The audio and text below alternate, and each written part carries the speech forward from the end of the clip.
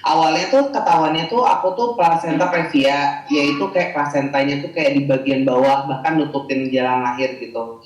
Nah ternyata pas aku USG yang lebih detail lagi gitu ke fetal maternal, karena emang udah dicurigain gitu kayak nih si Elis ada plasenta akreta gitu. Nah itu aku harus USG dan ternyata emang ada.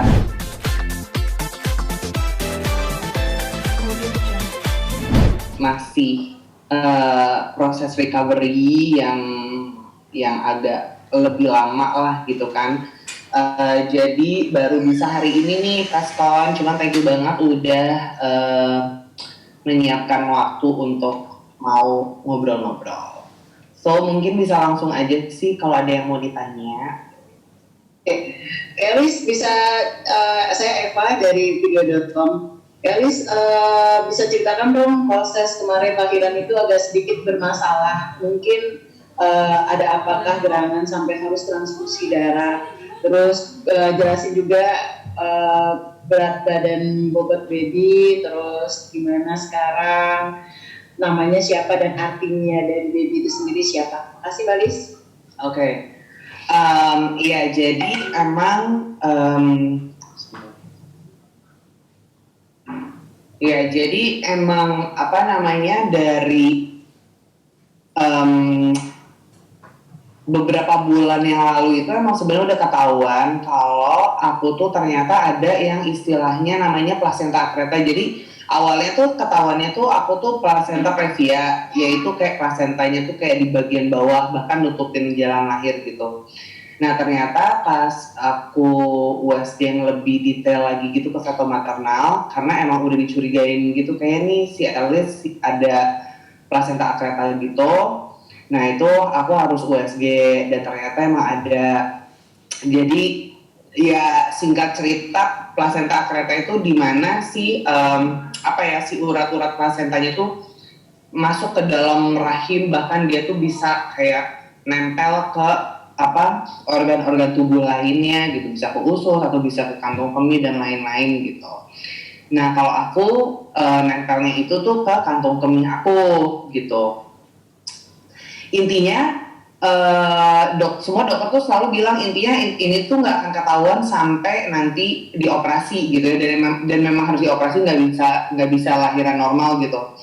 Jadi pada saat dioperasi baru akan kelihatan sebagaimana si plasenta itu nempel atau enggak gitu, dan emang bisa lepas sendiri atau enggak, terus seserius apa sih nempelnya ke organ tubuh lain atau bahkan ke rahimnya, karena banyak banget case yang ya harus angkat rahim yang kayak gitu-gitu, karena kalau enggak bisa blood loss-nya kebanyakan dan bisa meninggal gitu kan. Jadi memang harus angkat rahim.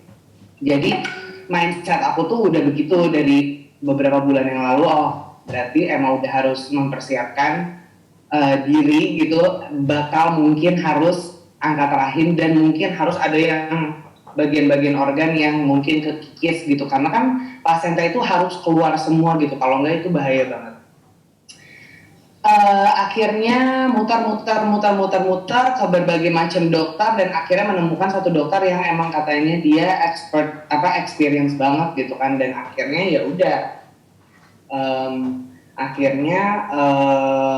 udah fix nih kayaknya bakal lahiran sama dokter ini. Dan walaupun udah ikhlas banget kayak aduh udah deh nggak tahu deh mau gimana nanti ya pas lahiran, yang penting babynya sehat, akunya juga sehat gitu ya.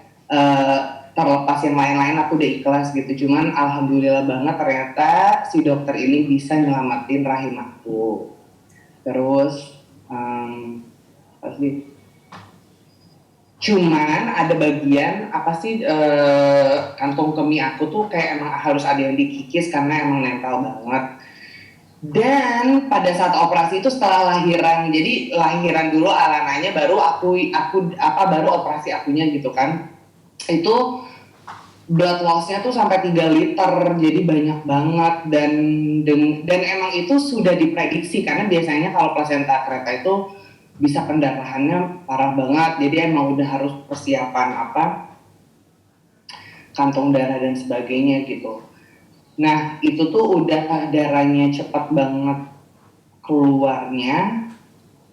Iya cepat dan langsung banyak. Jadi memang dokternya harus benar-benar jago untuk dia kayak ibaratnya ngeberhentiin si pendarahan itu gitu. Cuman aku sadar selama proses operasi gitu nggak sampai, alhamdulillah nggak harus sampai kayak di bius total gitu. Karena katanya kalau emang sampai bisa kehilangannya lebih banyak lagi, kebutuhan oksigen di badan kita kan lebih banyak nih kalau kita sadar gitu kan. Jadi tadinya mau di bius total aja gitu, cuman akhirnya nggak jadi. Dan aku belum bisa balik lagi ke kamar, aku harus masuk ICU dua hari ya, karena harus kayak dikontrol dan dicek semuanya, karena HB aku tuh turun banget sampai 5,7. Ya jadi efek ke badannya tuh emang hebat banget gitu sih, karena langsung kehilangan darahnya segitu banyak gitu. Cuman on the positive note, alhamdulillah aku sehat, Alana juga sehat. Karena Alana itu lahir dari aku yang placenta maksudnya di luar akretanya aja, aku placenta previa tuh biasanya baby tuh lebih kecil kan gitu. Jadi dan memang minggunya ini aku lahiran di minggu ke 37 minggu. Jadi kalau full term kan 40-41 ya gitu. Kalau ini tuh jadi ini tuh tapi nggak prematur ya, maksudnya udah aman lah gitu untuk lahiran gitu. Jadi 37 minggu dengan beratnya 2.715 gram. Tingginya tuh kemarin berapa sih tingginya tuh? 46 gitu.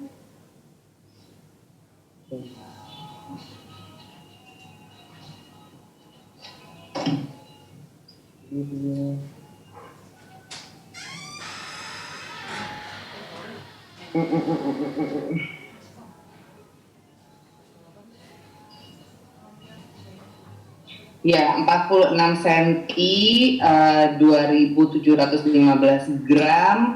Kemarin tanggal 9 September 2020 jam 6.06 pagi. Namanya Alana Naira Lawi. Jadi kenapa dinamain Alana? Sebenarnya banyak sih ceritanya yang lucu gitu, karena ya kalau ngikutin juga memang aku tuh sekeluarga awalnya namanya kan AL gitu, suami Alvin, aku Elis, Alita gitu kan. Jadi pengennya selalu namanya tuh ada AL-nya di depan gitu kan. Terus karena aku ada Norinnya, jadi pengennya tuh semua ada N-nya juga. Jadi ya udah, Alita tuh pas tahu hamil tuh dia tuh pokoknya ngomongnya tuh dia itu Elsa dan dia tuh pengen punya adik namanya Anna gitu kan, karena Elsa Anna kayak di Frozen gitu.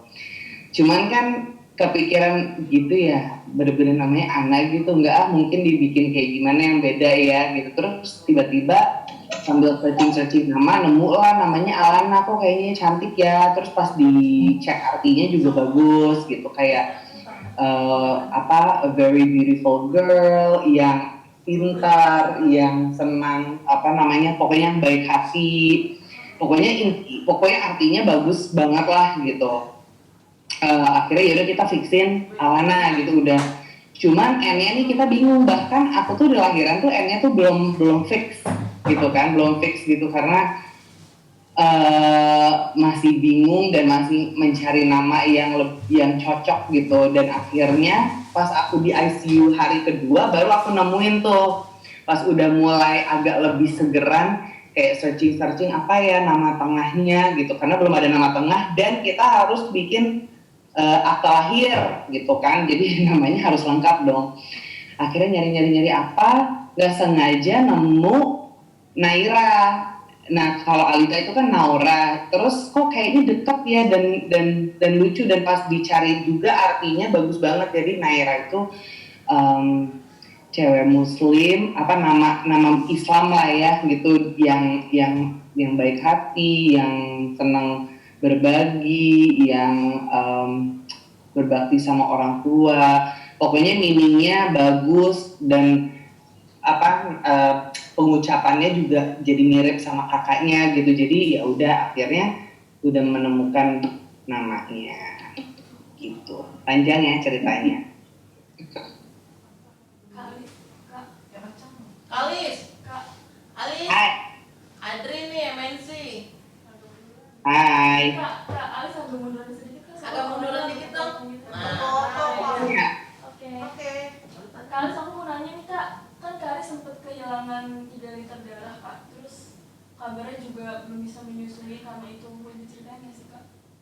Ya. Bisa langsung menyusui? Jadi karena kehilangan 3 liter darah itu yang aku bilang, aku tuh harus masuk ICU 2 hari. Dan pada saat di ICU itu aku tuh banyak banget dikasih obat macam-macam, painkiller ada 3 macam, yang pokoknya macam-macam lah gitu. Dan emang ada antibiotik yang kalau nggak salah dia tuh keras banget. Jadi dokter anaknya tidak menganjurkan untuk menyusui gitu, karena takutnya itu nanti masuk ke asinya kan gitu si obat-obat itu. Jadi 2 hari nggak bisa nyusui, mau nggak mau harus ngasih susu formula karena nggak ada donor ASI juga pada saat itu. Baru bisa nyusuin itu hari ke-3 menjelang ke-4 baru bisa, karena maksudnya harus 1 kali 24 jam kan hilang si obat-obatnya gitu.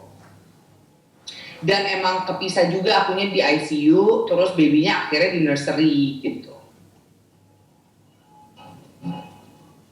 Mbak Elis, proses kelahiran dari yang pertama sama yang kedua ini kejadiannya sama nggak yang dialami Mbak Elis? Dan memang ini yang mungkin ada kendala di plasenta kan?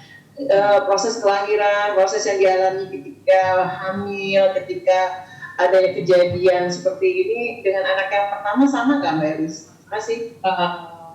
Enggak, beda banget sih. Kalau yang pertama semuanya normal aja, nggak ada masalah.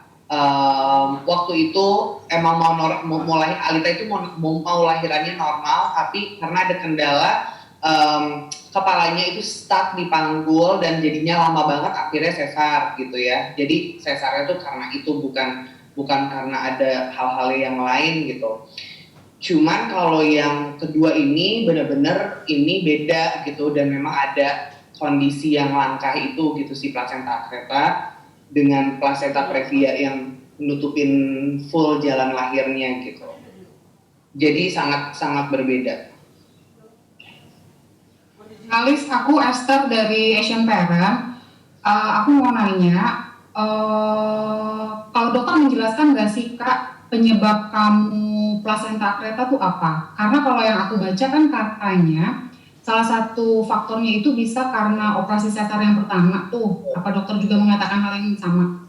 Yes, dokter mengatakan hal yang sama gitu. Makanya memang sebenarnya kan operasi sesar itu kan tidak dianjurkan karena bisa berefek samping ke hal-hal yang lain ya nggak sih gitu. Makanya contoh kayak di Eropa aja, dia kalau case-nya bukan yang terpaksa banget gitu ya, yang emang emergency, dia nggak akan sesar, semua orang harus lahiran normal gitu. Jadi memang ada pros dan cons-nya untuk lahiran sesar, tapi ternyata itu juga masih bukan yang 100% proven. Jadi karena mungkin ini case-nya masih langka, jadi mereka tuh juga belum bisa memastikan sebenarnya kenapa plasenta akreta ini bisa terjadi gitu. Cuman dokter tuh bener-bener bilang kamu tuh beruntung banget Elis, karena biasanya orang tuh ketahuannya tuh pas lahiran. Jadi pas memang lagi operasi atau mau lahiran baru ketahuan. Kalau aku tuh udah ketahuannya di USG kan gitu, karena mungkin kelihatannya tuh karena USG itu kan dia nggak bisa ngelihat sampai dalam ya, maksudnya dia nggak bisa ngelihat sampai belakang gitu. Jadi dia hanya bisa ngelihat keadaan yang di depannya. Jadi kalau di belakang tiba-tiba ada apa, mereka tuh USG tuh tidak bisa ngedeteksi atau ngelihat gitu. Jadi itu usia kandungan kamu berapa? Sorry. Aku waktu itu 5 mau ke 6 ya. Kayak udah Paling gede ya? setengah jalan trimester 2 ya. gitu. Boleh nggak sih Kak kamu kasih tips gitu loh ke mungkin ibu-ibu yang punya pengalaman sama ketika dokter pertama kali mendiagnosis ada plasenta atau ada kelainan gangguan gitu pada rahim dan janin, dalam kasus kamu apa yang sebaiknya dilakukan gitu? Ya pokoknya aku tuh ya menyarankan pastinya kita harus follow up check ya, dan kita jangan ke hanya satu atau cuman bahkan dua. Aku tuh sampai ke dokter, aku udah nggak kehitung deh ke berapa dokter gitu, karena aku benar-benar butuh apa sih namanya, lebih dari satu opini, bahkan more than second opinions gitu kan, karena aku butuh tahu apa namanya opini-opini dokter seperti apa gitu. Terus penting juga untuk cari tahu nanti solusi buat kitanya apa nih ketika udah fix kan. Misalnya case-nya yang aku nih, pas aku udah tahu nih, oh Alice tuh placenta akreta ini dan harus begini, ada kemungkinan harus begini, itu tuh aku nyari tahu. Ya udah, aku tuh harus cari dokter yang minimal dia tuh pernah nanganin case yang seperti ini gitu, walaupun ini langka gitu, atau dokter yang emang udah biasa nanganin yang case-case yang high risk gitu. Jadi aku tuh minimal bisa dapat dokter yang apa namanya, yang udah ada pengalaman dengan high risk operations gitu. Karena ternyata aku baru tahu, dan aku tuh alhamdulillah banget kayak dokter aku tuh semua tuh open banget. Aku kan sebenarnya pakai obgynnya 2 ya gitu, dan mereka tuh juga mengakui bahwa mereka tuh tidak bisa gitu. Kalau biasanya kalau case kayak gini datang ke mereka mah akan langsung angkat rahim, karena mereka tuh tidak punya kapasitas atau experience untuk apa ya mereka tuh ya udah gue hanya ngelahirin anak gitu. Tapi kalau ada hal-hal lain ya aku mereka nggak experience gitu. Jadi aku senang banget sih mereka tuh open banget dan terbuka soal itu, dan nggak nutup-nutupin fakta itu ya gitu, dan malah ngebantu nyari refer dokter dengan experience gitu. Jadi itu penting banget sih gitu, untuk kita juga nyari dokter yang seperti itu. Kalau untuk pesan dokter setelah dia diagnosis kamu apa namanya plasenta akreta, apa tantangan-tantangan gitu? Misalnya kayak makan, nggak boleh terlalu capek. Ya, jadi kalau plasenta akreta tuh idealnya tuh kita tuh harus bed rest. Bahkan plasenta akreta itu pasti harus bed rest gitu, karena mereka tuh sebenarnya takutnya kita pendarahan. Kalau pendarahan artinya kita harus lahiran lebih cepat dan bisa jadi babynya yang prematur atau apa kan gitu. Jadi itu yang dihindarin sebenarnya. Tapi lihat juga dari maksudnya kita juga harus mantau diri kita sendiri dan tahu diri kita juga sih gitu. Jadi mungkin ketika kita hari-hari itu kecapean, kita tetap maksain ya, kalau lagi begitu ya jangan gitu, banyakin berbaring, jadi emang harus lebih santai sih gitu. Jujur aku tuh gak betah yang disuruh bed rest, aku malah pegel-pegel, tapi aku tetap masukin light exercise, jadi tetap bisa bugar. Terus apa namanya, ya pokoknya dibikin happy aja sih gitu hatinya gitu, dan bener-bener emang gak boleh ngeforsir, gak boleh kecapean. Walaupun kita ngerasanya capeknya dikit, tapi buat badan kita mungkin itu udah banyak banget gitu capeknya. Jadi ya itu balik lagi harus kayak lebih dengerin diri, like listen to our body gitu. Kalau untuk makanan, ada tantangan nggak Kak? Untuk makanan mereka tuh jadi banyak dokter itu nganjurin kan proteinnya harus banyak, karena kan pengen mantepin si babynya juga nih gitu di dalam gitu. Jadi memang aku banyak disuruh makan daging gitu, terus telurnya bisa berapa butir sehari. Jadi emang intake proteinnya tuh harus yang banyak gitu. Itu aja sih. Halo Kak Elis. Ya, halo. Kak Elis, saya Glenn dari Jawa Pos. Mungkin bisa diceritakan apa momen-momen ketika begitu Kak Elis keluar dari ICU dan akhirnya bisa menimbang Alana itu gimana sih kelegaannya, akhirnya bisa ketemu baby, bisa menyusui juga, terus walaupun ketika itu masih harus transfusi darah lagi ya, gimana tuh Kak? Ya. Alhamdulillah banget sih, senang banget. Nah akhirnya aku tuh keluar dari ICU aja tuh udah seneng banget gitu karena kok kayaknya lama banget gitu kan di sana gitu dan kayak nggak tenang jadinya gitu karena aku bener-bener belum ketemu anak aku lagi tuh dari lahiran, jadi lahiran IMD bentar karena aku udah kehilangan darahnya banyak jadi emang harus cepet-cepet dibawa kan Alana nursery gitu. So itu happy banget, pada saat itu juga ada kakaknya juga gitu kan, jadi bener-bener emang di situ ngumpul semua untuk support, terus ya happy banget lah akhirnya masa kritisnya ibaratnya udah lewat, sekarang tuh aku tuh udah bisa bareng sama anak-anak gitu kan, sekarang tuh ya udah di mindset aku ini udah masa recovery-nya, aku sekarang juga harus semangat untuk nyusuin yang kayak gitu-gitu.